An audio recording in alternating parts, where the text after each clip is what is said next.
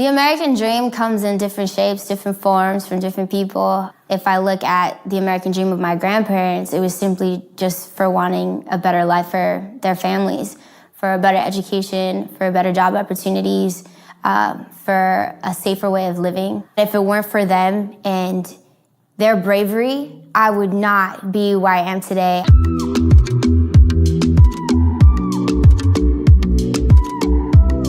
My grandparents are from Mexico. They came here and they made something out of nothing. I mean, we're talking no money in their pockets and clothes on their backs.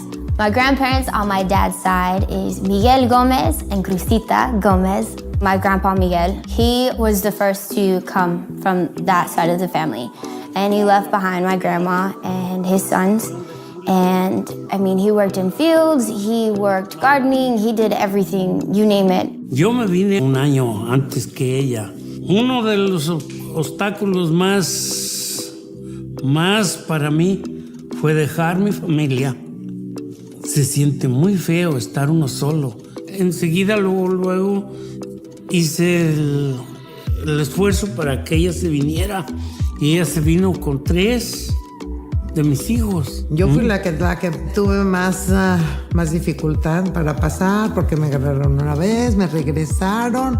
Mis hijos ya estaban acá y yo todavía allá. Hasta el siguiente día ya me pasaron.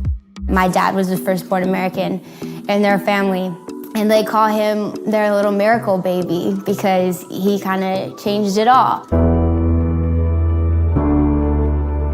My grandparents on my mom's side are Ángel Esquivies and Guadalupe Esquivies. Yo me vine en 1966 la primera vez en cajuela de un carro, donde casi me venía ahogando en el camino por el humo del carro.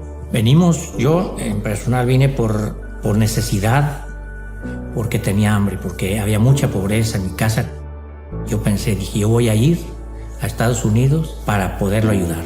Y nosotros por mi papá, porque también buscar el porvenir, porque él dijo que en este país era el país de las oportunidades, que era un país donde todos éramos iguales. I'm very lucky and very blessed that the crossover from my grandparents, the multiple times that they did it, that they didn't lose their lives. ¿Y esto dónde está? Que traer tierra de allá para echarla. Growing up, I visited Mexico quite often. I had the opportunity to actually spend a Christmas out in Tena one year, and it was life-changing. I'll never forget driving by a house that had no roof. They had tarps as the roof, and they didn't have a Christmas tree. There wasn't much furniture in the house. There wasn't a front door, and the little kids were playing out in the front, and it was just like, wow, this is eye-opening.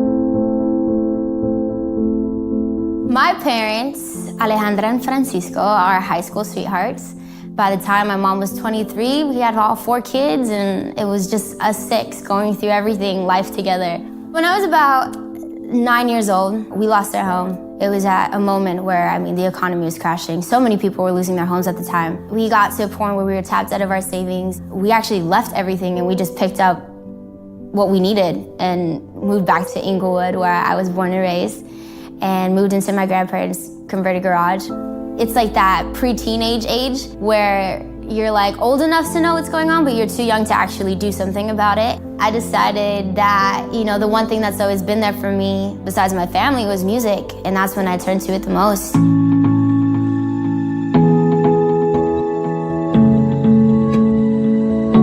By the time I knew it, I was 10 years old, booking commercials and flying to New York City. It was the coolest thing, and I loved every second, but what I loved the most was the paycheck. And if we're being honest, what I loved the most about the paycheck wasn't the fact that it was my money, but it was our money. I was bringing something to the table, and I was so happy just knowing that I was able to contribute to, what my dad was doing for us and what my mom was doing for us. Somehow, somewhere inside of me, in the blood that runs through me, and my work ethic and my ambition, it comes from my grandparents, it comes from my parents, it comes from our unity as a family and our will to just do whatever it takes. Muy orgullosos de ella porque es noble, cariñosa y muy responsable a su trabajo. Digo, oh my God, Becky va a llegar lejos si Dios quiere. Es hermoso tener una nieta así. Yo la admiro tanto. Santificado sea tu nombre, venga a nosotros tu reino. Hágase, Señor, tu voluntad en la tierra como en el cielo. Amén. Ahora comer.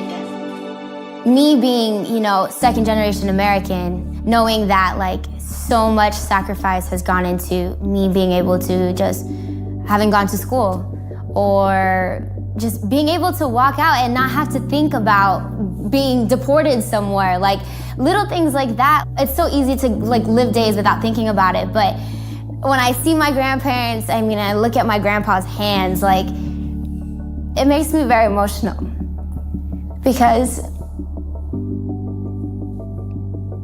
the bravery, the strength, the belief that they carried within them, just wanting better for their families. It's so inspiring. And I wake up every morning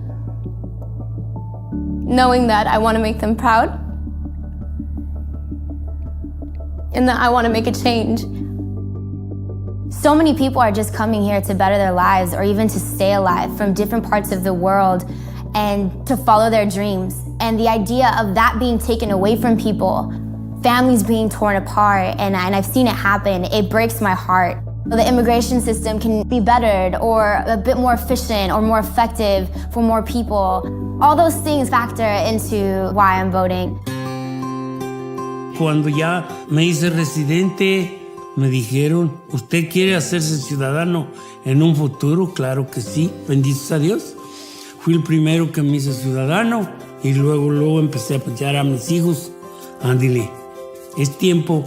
El gobierno les da mucha garantía a hacerse ciudadanos. Sobre todo lo primero, ejercer el voto. Nuestro voto es muy importante en estos tiempos. Todos tenemos que votar, que nadie se quede en su casa. To make a change, we have to really be aware and not be afraid to speak up. It's one thing to tweet about it, but it's another thing to go and register to vote and actually use your voice. My name is Rebecca Gomez, and I vote for families to stay together and for people to be allowed to follow their dreams.